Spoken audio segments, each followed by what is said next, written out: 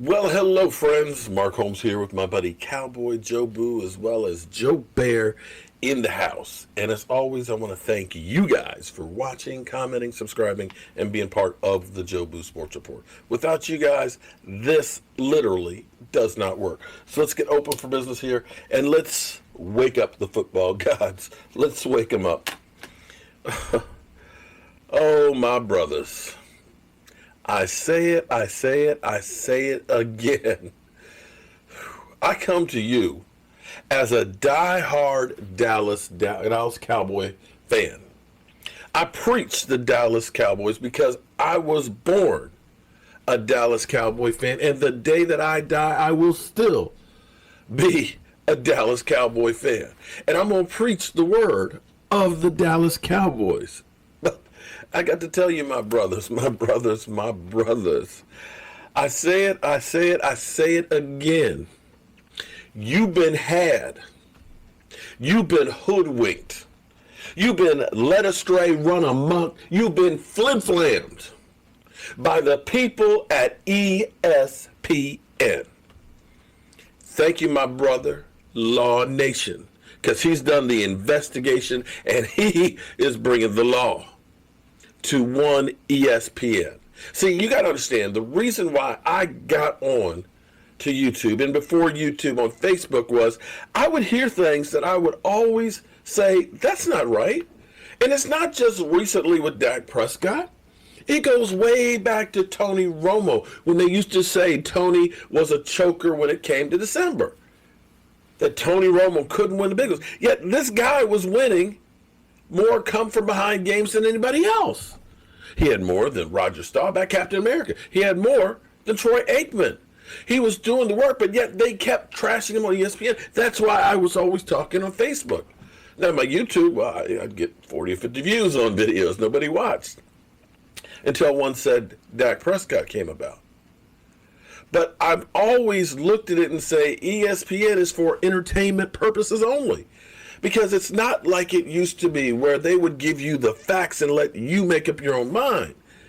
It's driven more like a freaking fake reality show.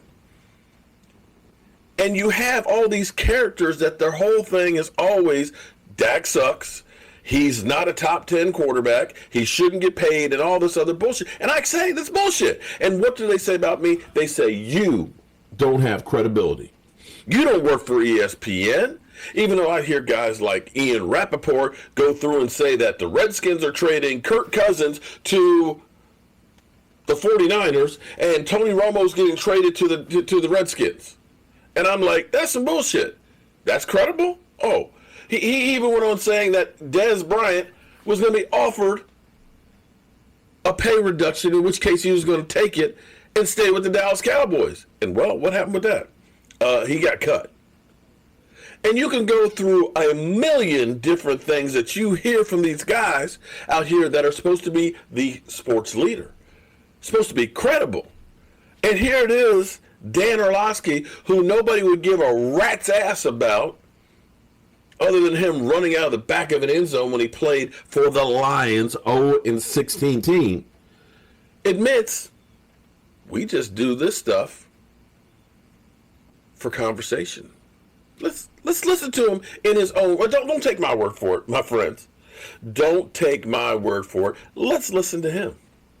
Let's go to tape. You know, so it's like, it's just because those two fan bases hate each other so much, and those guys were drafted the same year, that it causes all this emotional buildup. Now, when ESPN asks me, hey, make this list, you know, I get through like numbers 1 through 4, and I get to 5. I said, listen, guys, I could put Breeze at 5. I could put Deshaun at 5. I could put Rodgers at 5, and Dom asked me put Wentz at 5. And so if he had asked me to put, you know, Phillip Rivers at 5, I wouldn't have, you know. But like, I could make the case in my mind that Carson Wentz will be at 5. So he said, listen, you put him at 5. I want to argue Dak at 5. Perfect, let's do it. And so it was a little bit of a TV thing, absolutely. And part of that is the entertainment aspect of things. But Don asked me to put Wentz at 5 because he wanted to argue Dak at 5. I said, cool, let's go. Let's have some fun with it. Wow. Let's have some fun with it. So right there, Right there. If you do this just to have some fun with it, okay? If you do this just to have some fun with it, if you do this because it's going to get people to watch, if you're in a court of law and you lie about one thing, you can't be believed about the rest. So as you watch ESPN and you hear the narrative that follows almost verbatim from show to show to show, from from First Take on down through all the other shows, understand it's for entertainment purposes only, that it is there to drive an emotion, to get you to watch. So when you hear constantly Dak Prescott being trashed, understand what these guys do. They are playing with your emotions to get you to watch, to get paid. This makes ESPN no better than TMZ. It doesn't, because that's what TMZ does. TMZ is salationist. We're going to throw some stuff in here to make you get a response. Even if it's a little shaded, like, the picture from Dak Prescott's house, which turned out not to be from Dak Prescott's house, from a restaurant. They gave you bullshit and tried to serve it up to you like it's real. This guy right here, who's full of bullshit, is serving up bullshit and trying to tell you it's filet mignon. I may not get everything 100% perfect when I sit here at this desk or outside or in my workshop, but I'll be damned.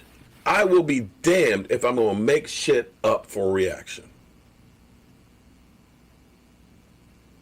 Yeah. I used to love ESPN growing up. What they used to be was incredible. Now, bro, you got to do better than this. I'm Mark Holmes, and well, I got some more work to do in the workshop. And I will talk to you guys later. Unbelievable. So it's just because those two fan bases hate each other so much, and those guys were drafted the same year, that it causes all this emotional buildup. Now, when ESPN asks me, hey, make this list, I get through numbers 1 through 4, and I get to 5. I said, listen, guys, I could put Breeze at 5. I could put Deshaun at 5. I could put Rodgers at 5. And Dom asked me, put Wentz at 5. And so if he had asked me to